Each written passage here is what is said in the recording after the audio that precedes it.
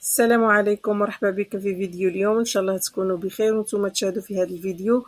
اليوم راح نعمل حلوة سهلة بنينة بزاف وبمقادير بسيطة، ما تطيبش في الفرن، اللي هي حلوة البنيون محبوبة الجماهير. المهم خليونا نتعرفوا على المقادير وطريقة التحضير. اذا اولا حطيت كيلة نتاع البسكوي مسحوق، وزدت كيلة نتاع الكاوكاو تاني مسحوق، يكونوا مطحونين مليح مليح، يكونوا رطب. وزدت حلوة الترك او الشامية، انا ضفت حوالي 4 ملاعق كبار.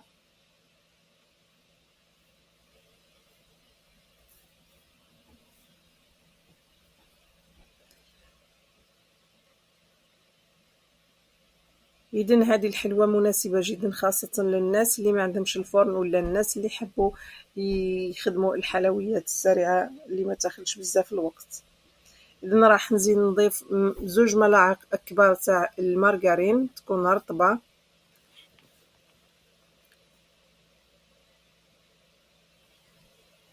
وراح نزيد ملعقة صغيرة تاع سكر الفانيلا.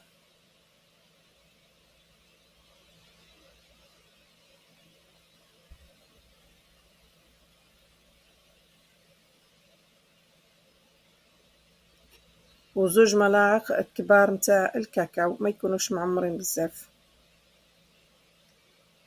الكاكاو بدوره راح يعني يخفف لنا من الحلاوة تاع البسكوي وحلوة الترك والعسل اللي راح نجمعو به فيما بعد.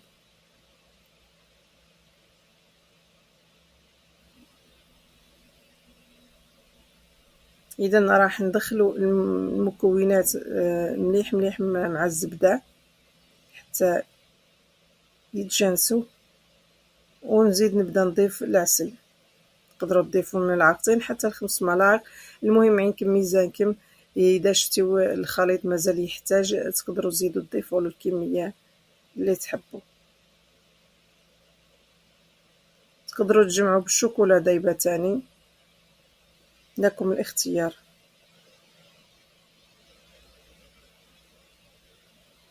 اذا الان الخليط رجع يتجمع، رايحه نحبس.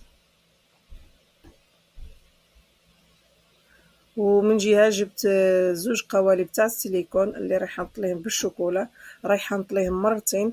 المره الاولى نطليهم ونحطهم في الثلاجه في المجمد، ما يطولوش، حوالي 10 دقائق او اقل، بسرعه الشوكولا تجمد. راح نطلعهم نزيد نعاود ندهنهم المره الثانيه هكذا، ونحاول نسد جميع الفراغات. بالمناسبة حبيت نشكر اللي انضموا لي جداد للقناة، ونقول لهم مرحبا بكم، وإن شاء الله يعجبوكم الفيديوهات اللي نحط على مستوى القناة.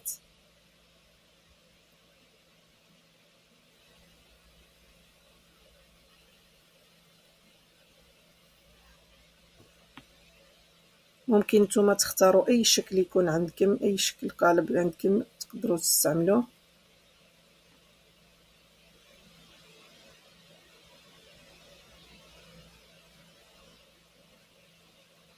راح نزيد ندهن القالب الثاني. بالنسبة لهذه الشوكولا خففت لها اللون تاعها شوية بالشوكولا البيضاء، خلطتها معها وذوبتها على حمام مريم.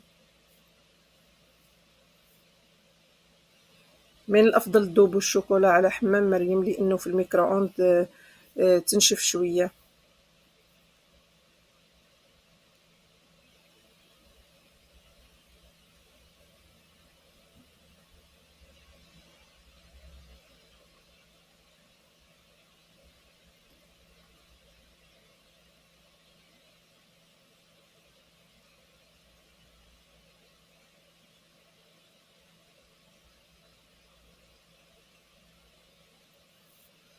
حبيت نقول لكم اذا عجبكم الفيديو ما تنساوش تخليوا لي لايك، هكذا باه يطلع الى اكبر عدد من المشاهدين. اذا راح نكمل مع يعني نطلي القالب نتاعي بالشوكولا بهذا الشكل حتى نخلص. اذا الان راح نحطه في المجمد مثل ما قلت، يجمد ونرجعه، نزيد نطليه المره الثانيه ونرجعه يجمد. اذا الان بعد ما جمدت لي الشوكولا المره الثانيه، راح نبدا نعمر فيه بالخليط اللي حضرت في الاول.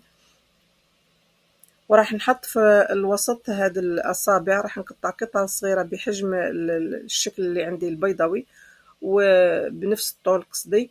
وهادو يعني متوفرين مام في الجزائر، كاينين بالعربية ما على باليش كيفاه اسمهم، بالإنجليزية اسمهم هابي سوينغ رولز.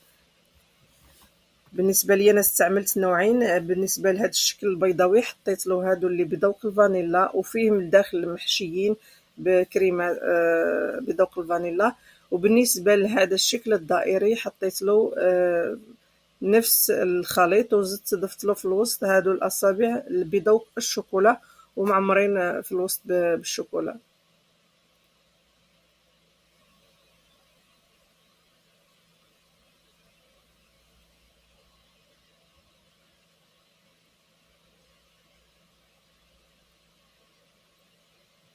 إذا نحطو في الوسط هاد الأصابع ونحاولو نغطيوها مليح ونزيد نطليه بالشوكولا من برا.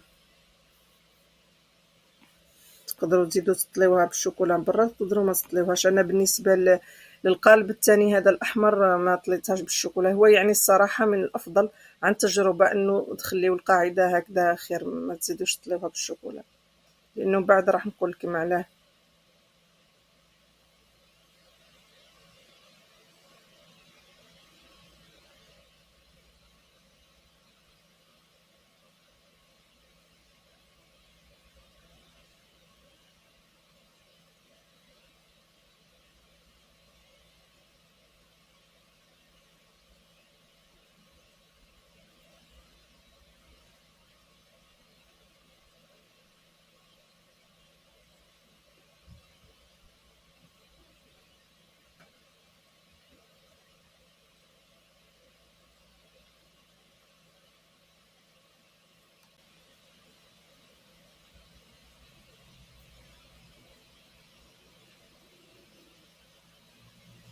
اذا نكمل بنفس الشكل ولما نخلص نحطهم في الثلاجة مرة اخرى.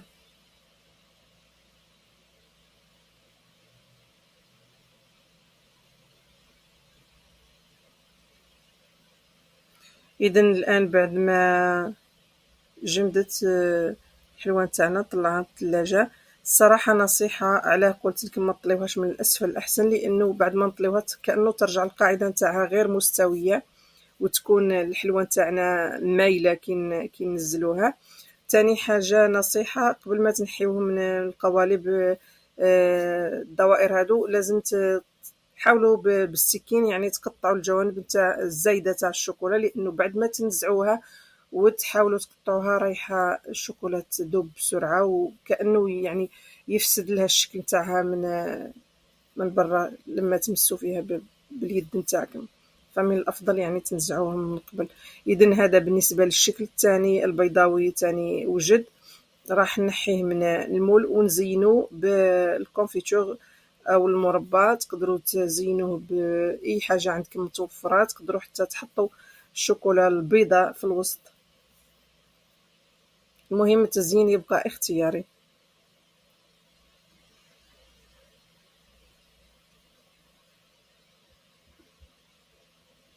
ان شاء الله اذا عجبتكم الطريقه هذه تجربوها لانه فعلا تستحق التجربه. وثاني بنيون بنين يعني من الحلويات السهله والبنينه بزاف. اذا هذه هي النتيجه النهائيه بعد ما وجدت لي الحلوى. اذا راح نقطع لكم من الوسط تشوفوها. صراحه جات هايله بزاف، ولادي عجبتهم. ننصحكم تجربوها. اذا وصلنا لنهايه الفيديو، نقول لكم شكرا على المشاهده. عيد مبارك، كل عام وانتم بخير. ان شاء الله نلتقي في الفيديو القادم. مع السلامه.